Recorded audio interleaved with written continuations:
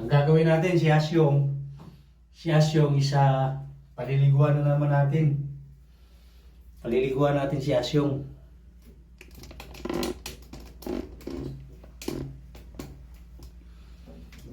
Halika na, boy. Dali mo na dito. Asyong nila. Ito, ayan. Bago natin paliliguan si Asyong, halika na, pasok. So, susuklayin natin kasi ang kapal na ng balibo. Yan, oh. Ayan. So, ngayon, ating susuklayan ganyan para matanggal yung hindi natatamaan ng suklay.